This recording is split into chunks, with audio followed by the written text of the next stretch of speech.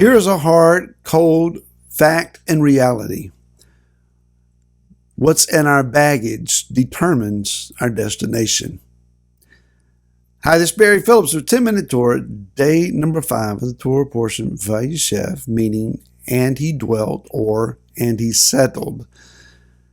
Let's go now again to chapter number 39 of the book of Bereshit or Genesis and begin reading with verse number 20.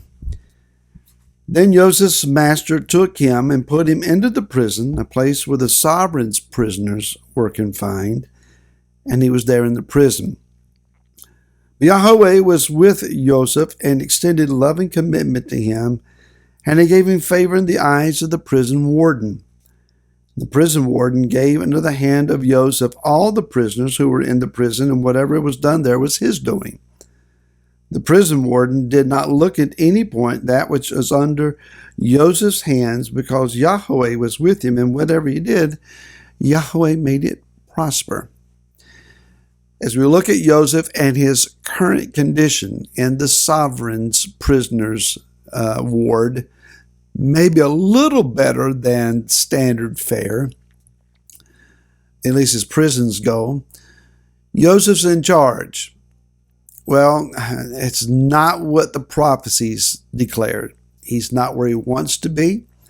He's not where he envisions himself being. His gifts and callings are being utilized, but for purposes perhaps that he feels may be under his dignity, beneath his dignity. He is, after all, the son of the patriarch Yaakov. He has had visions where the sun, moon, and stars, 11 stars, bowed down to him. Is this what Yah had in mind? Is this the finality of his dreams and visions? Is his calling and a gifting? Is this it?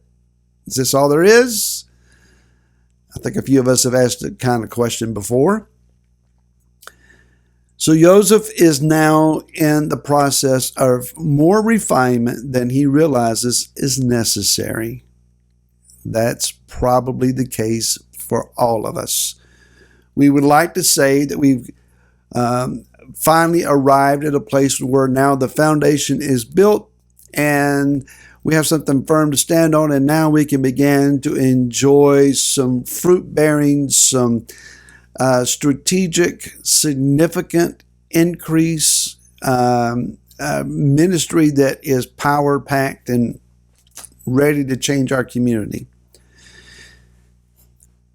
We would like to think that the climactic moments and pinnacles of success that we dream about and have envisioned ourselves being a part of will come in the very near future, that we will actually taste of such fruit, that we will see such success, that it won't wait until our dying days to where we're too feeble to really enjoy what we have worked for. It's kind of like working for over 40 years to retire and have a body that is worn out from 40 years of work and can't enjoy the retirement. If you look at the book of Hebrews, chapter 11, we realize that there were prophets, there were leaders, there were significant individuals that were powerfully used in the walk of their lives, only to die before the full fruit bearing and fruition of all that they did to come to pass. It describes how that they look forward to our day, where we would be the beneficiaries of that which they endured and persevered through. Certainly in the Olam Haba, in the world that is to come, they will be greatly rewarded for what they did in their present or previous earthly life. But that's not what we would want. We want to enjoy what we've labored for and be a part of the reaping of what we have sown. For Joseph, perhaps he's gotten to such a despondent place that he feels like all may be lost. Let's go to the next chapter, chapter 40, and look at verses 14 and 15, where he is speaking to two servants the baker and the cupbearer to Pharaoh, who have been charged with some offense, placed in the environment of the sovereign's prisoner's ward, and given under the care of Joseph as they come to him with their separate dreams. And he is seeking to interpret these for them. It says in verse 14, "But remember me when it is well with you, and please show loving commitment to me, and mention me to Pharaoh, and get me out of this house. Get me out of here. I don't belong here. This is unjust, unjust.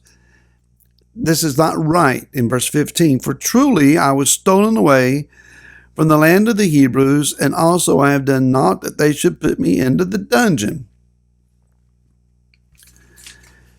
He is still promoting his cause. I'm a Hebrew. I don't have a dog in this Mitzrite Egyptian hunt here. I don't belong in this land. I am a kidnapped individual. All of this is a great injustice to me, and you can help me. He is still carrying baggage of offense and feelings of being mistreated, unjustly treated, and what is in that baggage is what's keeping him where he's at. Now, as you read the story, we know this story, how that the cupbearer is restored, and he goes back to serving Pharaoh, while the baker is not. He is beheaded, and or he's hanged, excuse me. And the cupbearer, when he gets back, he forgets all about the process that got him delivered. He doesn't remember Joseph. Timing is everything. So what do you do when you're sowing seed and nothing's coming out of the ground? You dig another furrow and you plant more seed. As long as you have seed to sow, sow the seed. As long as you have fallow ground that has not been broken up, break it up and put seed in it. You do what you can do as long as you can do that, until something else shifts and changes. But if you want a different destiny, if you want a different location or a different level of walk, then repack your baggage. Sometimes we're being called to be faithful where we are, and that's what Yah has for us. That's where He wants us, and that's where He's going to leave us until He takes us. And we have to be okay with that, knowing that the fruit from that which we have been faithful in will come, and that which is to come. And I dare say we will enjoy it more then than we would now. But let's back up a little bit. There are times that what's in our baggage, our past stuff, hurts, failures, fears, relationships, all of that kind of stuff, that we keep carting around, not realizing that what's in my bags is determining where I'm at. And Yah is saying to us, until you get rid of what's in your bags and you pack for a different position, a different place, a different heart, a different level of service, until you prepare yourself for that, until you are ready for that, you're going to stay where you are. Joseph, until you get over this idea that all that has been falling you is somebody else's fault and you have no role to play in it, I'm going to leave you where you are until it's time to change. And evidently, he changed his baggage, as we'll find out next week. Shabbat Shalom to you and to your family, to those that gather with you, to those that you love. May Yah's presence be very, very real for you. May He help you sift through your baggage this Shabbat. And we'll see you again next week. Until then, Shabbat Shalom.